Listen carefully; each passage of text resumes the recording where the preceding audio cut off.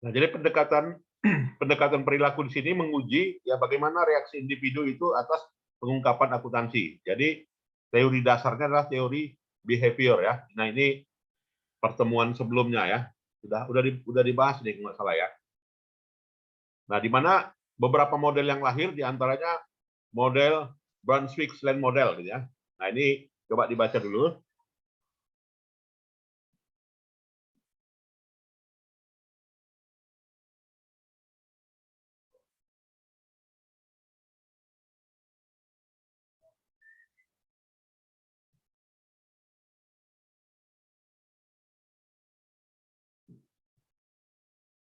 Nah, di mana pendekatan Brunswick model di sini itu adalah teori riset perilaku gitu ya. Jadi perspektifnya adalah perspektif lingkungan ya, perspektif lingkungan yang mengeneralisasi gitu ya. Bagaimana dari sudut pandang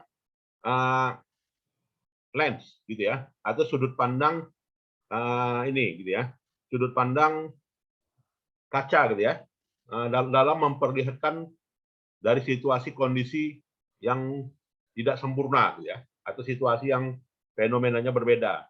Jadi di sini pembedanya adalah yaitu unsur pertimbangan, yaitu weighted, suatu hal yang penting, dan menggunakan beberapa case-case yang dikatakan sebagai variabel sebagai variabel independen, dan menggunakan beberapa kriteria kesuksesan sebagai variabel dependennya, dan semuanya diterapkan dengan pendekatan pendekatan statistik gitu ya.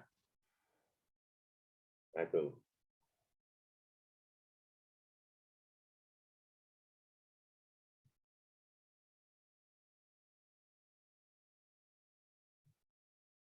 Oke ya.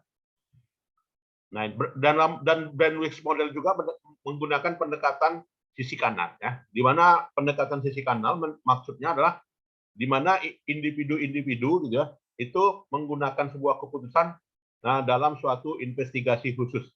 Dan pendekatan sisi kiri ya, itu menggunakan suatu model yang menunjukkan hubungan antara suatu fenomena dengan peristiwa ya. Dan peristiwanya tersebut sudah ada ya, dan semuanya dimodelkan dalam model statistik gitu ya. Dalam pendekatan model ini diterapkan yaitu terkait dengan struktur ya. Struktur dalam pengambilan keputusan adalah struktur keputusan pendanaan, apakah didanai atau tidak didanai, dan juga keputusan yang berkaitan dengan penggunaan model input ya, dan juga model proses, dan juga model output. Semuanya berbasis yang namanya keputusan ya. Lens model itu model keputusan. Dan tipe isu yang digunakan pada level input ya, yang berkaitan dengan karakteristik individu gitu ya. Kemudian juga metode penyajian dan juga metode kandungan. Dan informasi yang diproses meliputi informasi karakteristik para pengambil keputusan yang menggunakan keputusan sebagai suatu faktor pertimbangannya ya.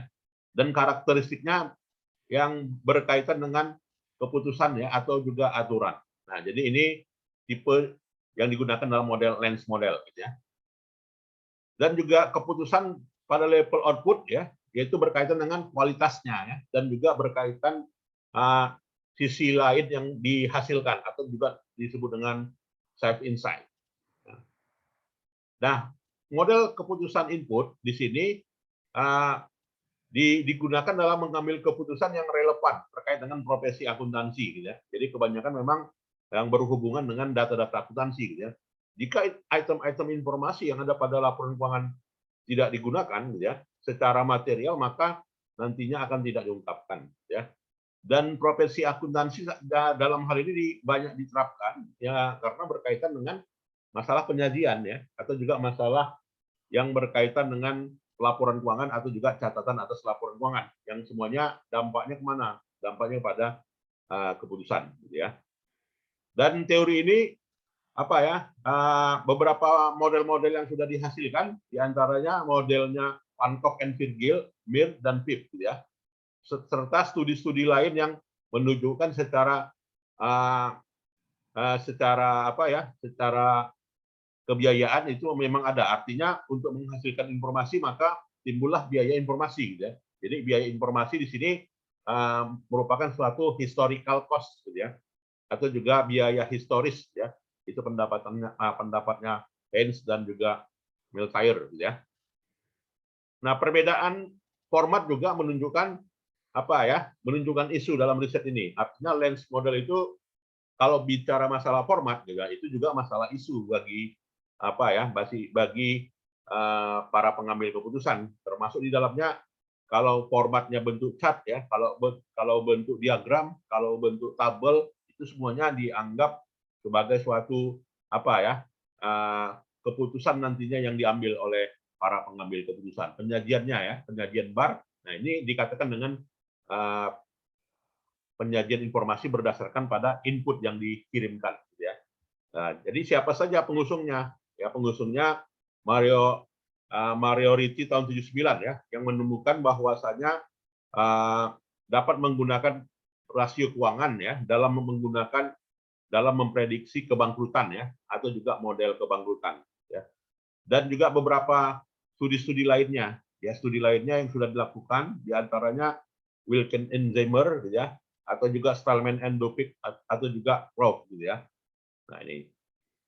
Dan proses pengambilan keputusan itu diuji gitu ya, diuji dengan berbagai pertimbangan. Jadi salah satu pertimbangannya adalah waktu gitu ya. Dan keputusan yang diambil itu ditemukan secara simplifikasi gitu ya, itu dapat digunakan dalam pengambilan keputusan. Nah, decision making heuristic di sini ada 3 gitu ya, ada 3 heuristik pengambilan keputusan atau temanya atau juga dimensinya ya, meliputi dari sisi keputusan itu apakah dari sisi bisa dipandang dari sisi representatif atau mewakili gitu ya, atau juga dianggap sebagai suatu penyesuaian atau juga sebagai suatu jangkar ya, dan juga dari sisi kegunaan ya, dari sisi kegunaan keputusan itu ada dimensinya begitu ya. Jadi dari 3 hal ini dianggap decision making heuristic ya. Nah, dari sisi decision making heuristic representatif ya, bahwasanya pengambilan keputusan dinilai ya berdasarkan pada item-item atau juga kategori-kategori yang ada ya, dan implikasinya berdasarkan pada apa ya, subjek ya, pada subjek atau juga pada suatu populasi pertanyaan ya. Nah, itu. Dan kalau keputusan heuristik berdasarkan pada adjustment atau juga anchoring ya, di mana individu di sini menandai ya pertimbangan atau juga estimasi ya ketika dalam menghasilkan informasi tambahan tersebut ya. Kalau dari sisi availability ya, ini berhubungan dengan recollection ya, atau juga mengkoleksi kembali ya sesuatu atau juga peristiwa yang sudah ada apa ya, yang sudah ada di dalam benaknya ya. Dan dalam bentuk aktualnya yaitu berkaitan dengan peristiwa ya yang sudah dianggap suatu terjadi gitu ya, atau juga suatu kesalahan. Nah, jadi manfaat dari keputusan ini gitu ya, maka dapat dikatakan ya berkaitan dengan tindakan ya, tindakan yang sudah diambil ya, dan juga berkaitan dengan penyajian data gitu ya, dan juga pemrosesan ya ketika data itu sudah ada, kira-kira apa langkah ya, apa langkah dan juga pertimbangan yang dapat diambil sebagai suatu rule of thumb ya, atau juga aturan yang dapat digunakan ya. Dan keputusan decision di sini menghasilkan beberapa riset-riset, diantaranya risetnya Libby dan risetnya Zimmer, gitu ya. Di mana risetnya Libby dan risetnya Zimmer, nah ini mereka menguji ya bagaimana pinjaman itu bisa berpengaruh terhadap kebangkrutan bank. Ya, jadi faktor pinjaman ya, utang ya, juga penyebab ya sebagai faktor kebangkrutan. Atau risetnya Zimmer yang menyatakan bahwasanya ya bisa diprediksi ya secara benar ya model-model kebangkrutan. Biasanya model kebangkrutannya Hartman ya. Jadi model kebangkrutannya Hartman itu memang sangat tepat sekali gitu ya untuk memprediksi kebangkrutan. Oke. Kemudian juga keputusan ya, yang keputusan terhadap suatu tim ya, ini sifatnya apa ya, cenderung memang individual ya, lahir dari individual ya. Dan analisa protokolnya di sini adalah berdasarkan pada dalam bentuk riset perilaku di sini berdasarkan pada subjek ya, atau juga proses yang diambil atau juga keputusan yang diambil ya. Dan memahami ya bagaimana pertimbangan itu diambil, suatu hal yang penting untuk dipertimbangkan ya. Dan ketidakunggulan ya, ketidakunggulan model ini bagaimana? Ya, ketidakunggulan model ini yaitu berkaitan dengan prosesnya ya. Prosesnya dilakukan secara verbal yang berdampak dalam pengambilan keputusan dan juga proporsinya menggunakan proporsi verbal ya. Nah, jadi cenderung menggunakan bahasa ya.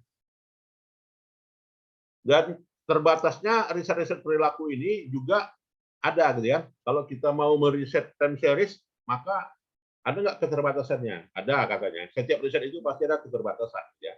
Mau pendekatan kuantitatif ya, mau pendekatan kualitatif, mau pendekatan keperilakuan, ya semuanya ada terbatasnya ya. Ada kelebihan dan ada kekurangannya. Bukan artinya dalam satu riset itu sempurna 100% ya, tapi ada juga yang terbatas. Nah, jadi kalau bicara riset perilaku ini, terbatasnya adalah apa ya? Isunya sama. Ya, isunya isu perilaku ya, behavior. Berarti kalau dia isunya behavior berarti ada kognitif ya, ada pertimbangan. Nah, ini kan isunya sama ya, yang bisa dihubungkan dengan hasil dari suatu konflik. Nah, itu. Dan setting dari studi ini pun juga sama. Apa itu settingnya? Gitu ya. Ya, settingnya di sini berkaitan dengan dunia nyata ya. Jadi implikasinya ada dan juga generalisasinya ada. Ya.